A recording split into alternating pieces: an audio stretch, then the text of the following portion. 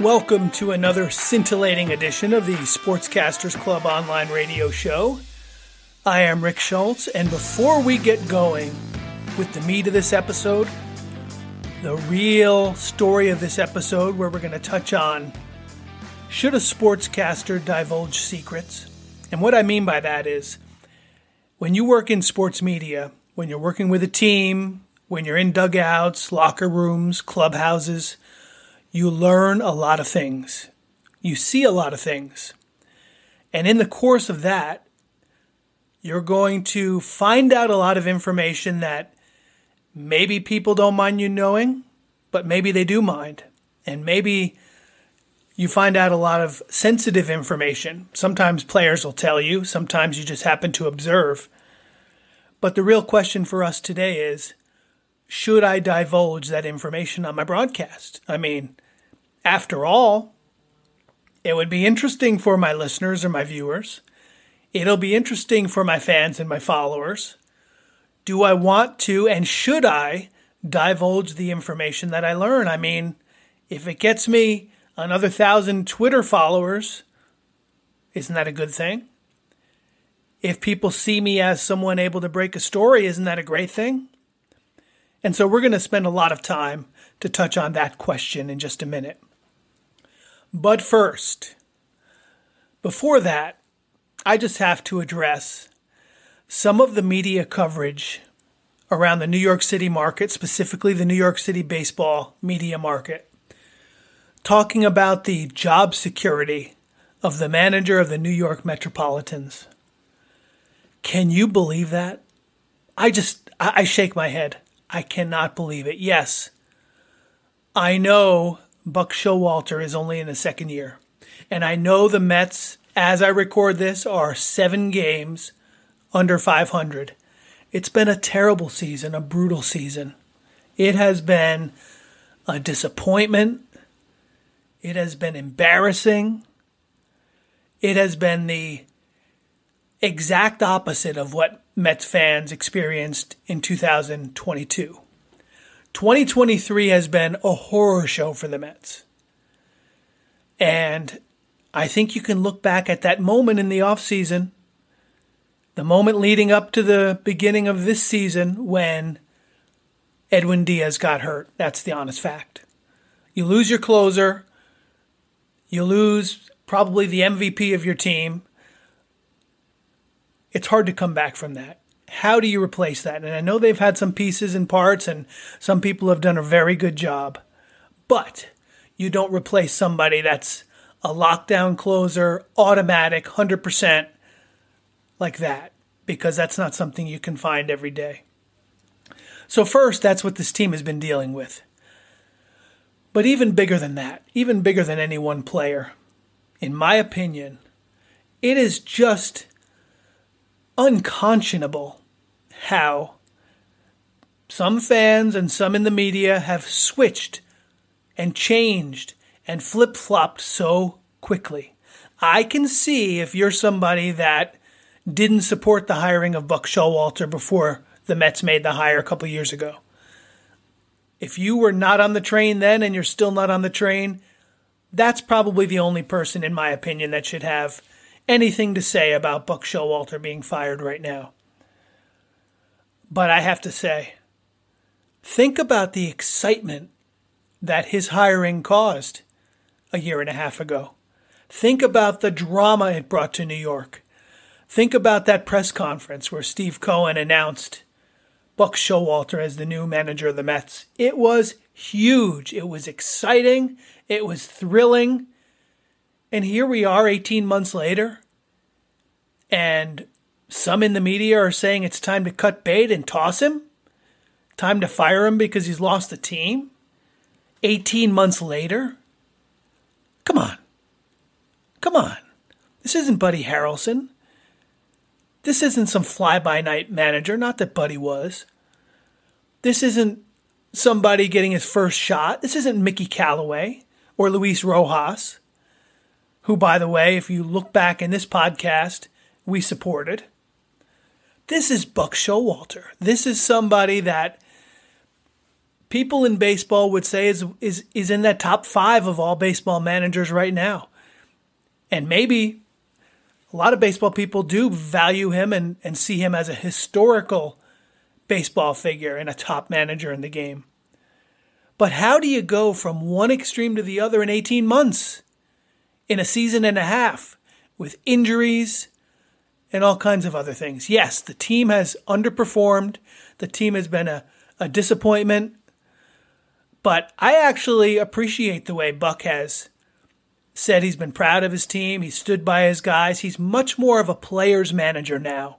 I think he learned. Look at the hard ass that he was 20 years ago when he first came up. He turned a lot of players off. But he learned. He learned how to be a better manager in this new era of managing superstars and different personalities and the way the game has changed. And last year he got all the credit for those things and those attributes. But now those are those same things that some media types are saying he should be fired for. So I don't buy it. I say, Buck Showalter's your guy. And you heard the general manager just yesterday double down on that and say, Buck Showalter's the guy that's going to get us out of this. Come on. He is a top manager in this era of baseball. And if you don't realize it, that's up to you. But things are going poorly for the Mets. But Buck Showalter is definitely not the reason why. So I just wanted to get that off my chest before we got going, because it's something making the rounds in a lot of sports media right now. And it's something that I just don't agree with. Do not agree with that opinion one way or another. But the reason you tuned in today is to hear the truth about, hey, should the sports broadcasters give up the beans? Should they spill the beans? Should they tell their secrets just to make themselves look better? And we're going to touch on that next. If I am a play-by-play broadcaster and I know secrets, I mean really juicy, behind-the-scenes secrets that fans would love, many things they wouldn't believe, should I give away those secrets on the air?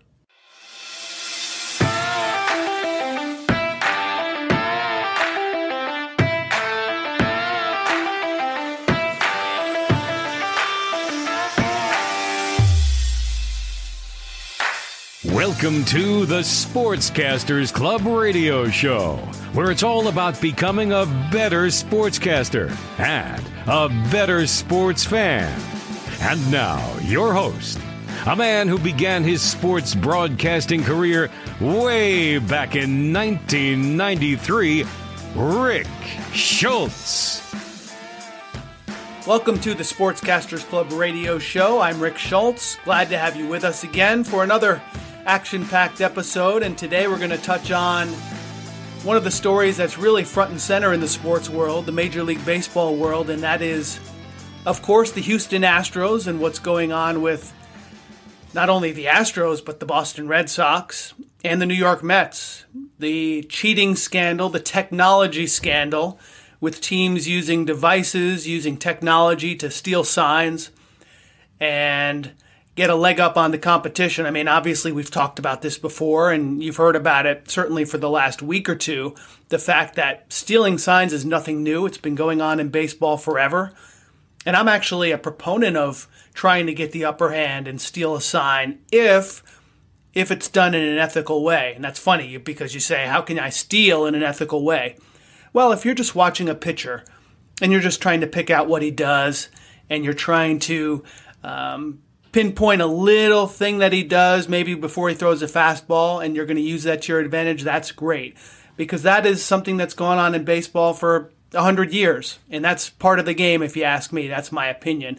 And we're going to touch on that a little bit. We're also going to get into what should a broadcaster do if that broadcaster is privy to the information. What if the broadcaster knows what's going on? Maybe the players tell them. Should they give that away on the air? That's something we're going to talk about as well today. And then later in the program, we're going to delve into our question and answer period where we'll answer a couple of your emails that came in this week. Keep them coming at sportscastersclub@gmail.com, or you can send an email to questions@sportscastersclub.com. So we're first going to talk quickly about this scandal, this technology sign stealing, and then we're going to talk about how it pertains to a sportscaster. So maybe that'll arm you with a little bit more information if you are going to if you're going to find yourself in a situation like that and have to decide ethically what do you do. So those are the two things we're going to touch on today, and we're going to start in just a minute. All right, so as I mentioned when I laid out at the beginning of this radio show, the scandal involving the cheating, the sign stealing with the Houston Astros and A.J. Hinch and their general manager getting axed. And then you have it spreading to Alex Cora with the Red Sox because he was a coach with the Astros at the time a few years ago when this sign stealing was happening. And then Cora gets canned. I was shocked that Carlos Beltran eventually got fired by the Mets. And I think it really comes down to something changed this week. And I think the New York Mets found out maybe something that Beltran was involved in that maybe he did not divulge to them initially. And perhaps that's why they decided to move in another direction. I think Beltran actually handled it the right way. You know, so many times you hear athletes trying to cover up or make excuses. He didn't do that. He admitted he was wrong. He admitted he cheated. And that's how he decided to handle it. I think that was the right way. But it's a scandal that has really blown up on Major League Baseball. And mark my words, they have not heard the end of it. Because if it's gone on with the Astros, it's gone on with these people, this small amount of people that you've heard, some of the players and coaches, it's going on in many other places. Very similar to the steroid scandal that we had back in the 90s. It wasn't just Mark McGwire, Sammy Sosa, Rafael Palmeiro, Roger Clemens, A-Rod. It wasn't just those players. There were a lot of players that were involved in these steroid scandals. Many of the names eventually did come out. And I'm sure and positive that many of the names we've never heard. And they were able to skate through. So, when we're talking about this scandal here, teams cheating, using technology to cheat and get the upper hand, sometimes, as a broadcaster, you become aware of things. Players share things with you. You overhear them talking about things that they do, things that go on. How should you handle it? Should you give out those secrets and divulge those secrets on the air? Well, the only way I can really relate to it is what we did back in the 90s, back when I was broadcasting in professional baseball. And I think there's a really good analogy because we would get all kinds of people traveling in to work with the team, whether it be roving instructors, media people, team personnel, players, and just over the course of a season, day in and day out, you're hanging out with the team. At the time, I was a broadcaster the same age as the players, and so I would hear things, and players would tell me what was going on. And players and team personnel, they knew steroids were a big issue, and this is before the McGwire-Sosa 98 season. This was before that. There was a lot of talk in the mid-90s, before the PED and steroid issue became big in the later 90s. And so we knew things and we heard a lot about what's going on. As a broadcaster, how did I handle it? Did I go on the air and talk about these things? Should I have? Should I not have? In just a minute, I'll tell you how I handled it.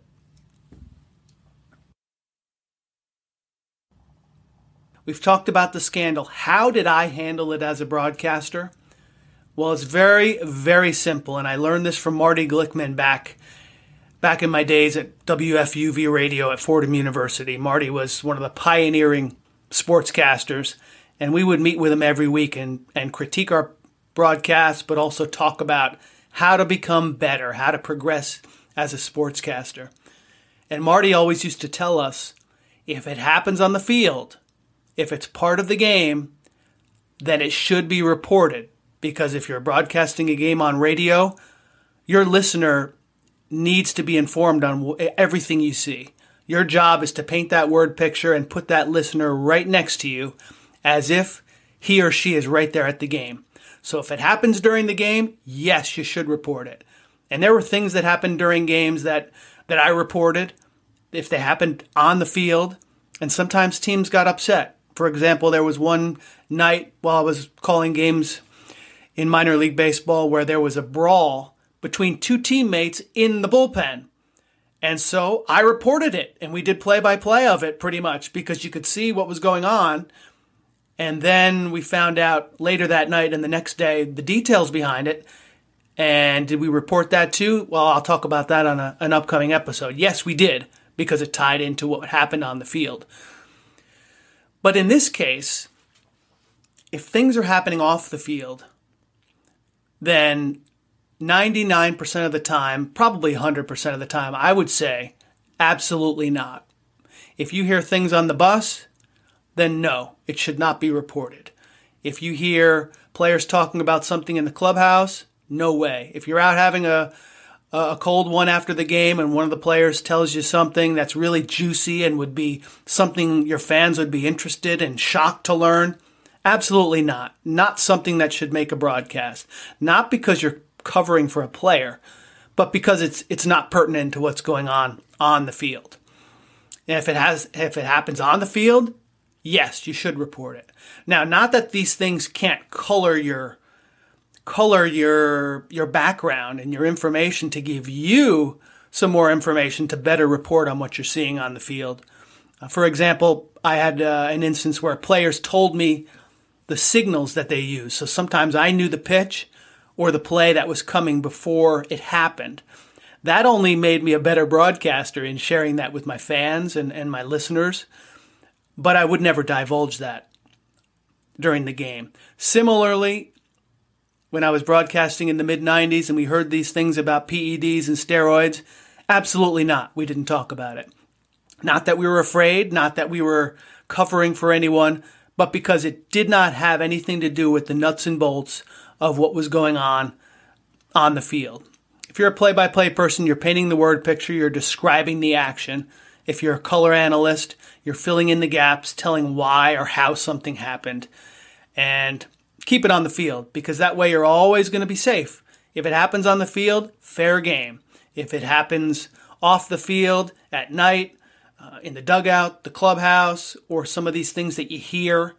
So if I were a play-by-play broadcaster, and you can guarantee that across Major League Baseball, players know about the cheating scandal, players knew it was going on, front office people knew it was going on, general managers, scouts, agents, broadcasters, they all knew. I'm not saying everyone knew all the details, but they heard rumblings, and they didn't report it, and nor do I think it was their job to report it if they were play-by-play broadcasters. Now, if you're a talk show host and you're not traveling with a team every single day, that's another story. That's another story, another thing to think about. I certainly don't believe in giving away secrets in any realm, whether it's a talk show or a play-by-play or a studio show. I believe you always should report to your listeners and your viewers what you would report face-to-face to a subject. So you never want to say anything you wouldn't say directly to someone's face. And usually staying away from hearsay and innuendo is your best bet, because you want to have the best factual information for your listeners or your viewers. So hopefully that clears up that issue, what a broadcaster should do. And when we come back, we're going to get into your questions, our answers. All right, this question comes in, our first question of the day comes in from Dave in Rochester, New York. A quick question that he had. He emailed it in and it said, what's the most difficult sport to broadcast? And honestly, that's going to be the topic of an upcoming episode, because you could spend an hour talking about this, probably more. And it really comes down to, it's a subjective thing. That answer depends on the broadcaster. I always found basketball to be easy because it's fast-paced. You're just describing, and you're just describing nonstop, and it was pretty fast-paced. The ball was in play a majority of the time.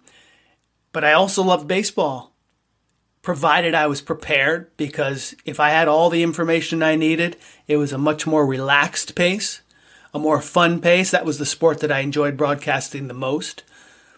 I found hockey to be the most challenging.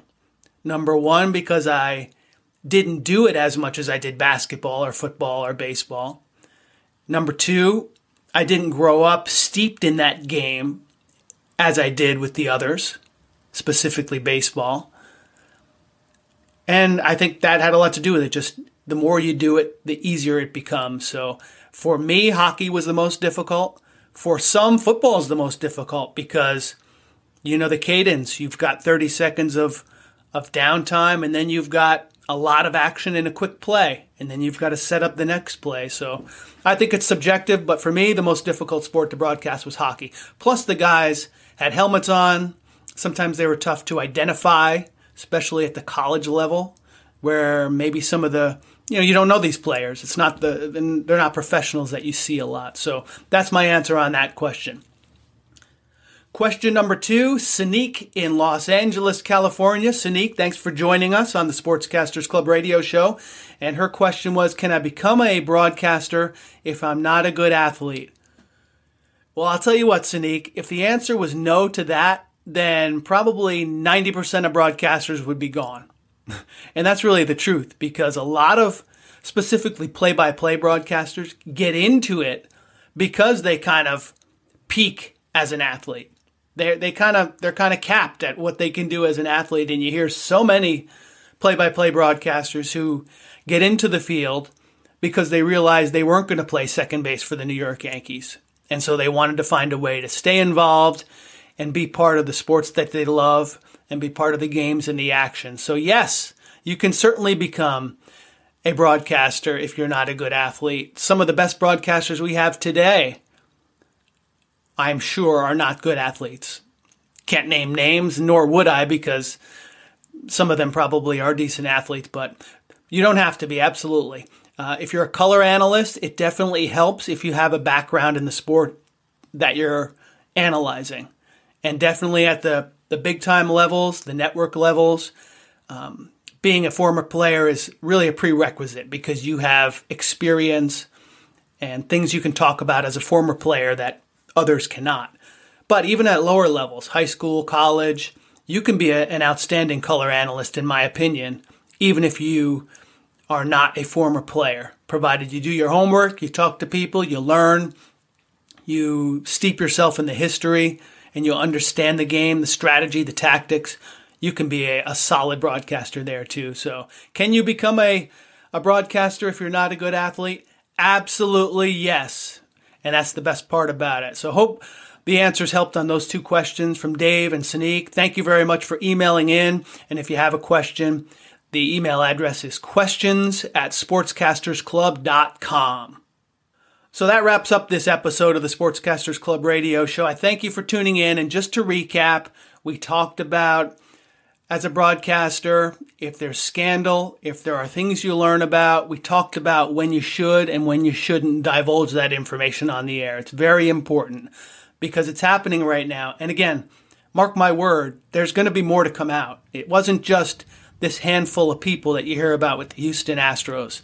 If it was going on there, it was going on elsewhere. And if these few people knew about it, many more knew about it. And I think over the next weeks and months, we're going to hear much more coming out, just as we did with the steroid and PED scandal back in the 90s. So thanks for tuning in. Just one last note before I let you go here on the Sportscasters radio show. I want to make sure you know about the Barrett Sports Media Summit, which is coming up February 26th and 27th in New York City. If you're not familiar with Barrett Sports Media, check them out for the best sports media information, news and notes, great interviews. His podcast is fantastic, and he's really got his hands on the pulse of the United States with sports talk radio and what's going on. And he does a great summit. This year's summit is in New York City, February 26th and 27th. Check out bsmsummit.com for the Barrett Sports Media Summit. You will not be disappointed if you attend this event. It'll really be awesome. Great way to network and boost your career, so hope you can join it. I'm Rick Schultz. This is the Sportscasters Club radio show. Thanks for joining us, and we'll see you next time.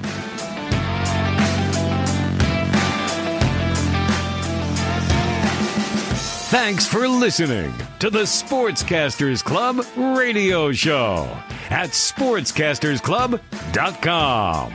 Don't forget to subscribe so you will never miss an episode. And thanks for liking, sharing, posting reviews, and spreading the word.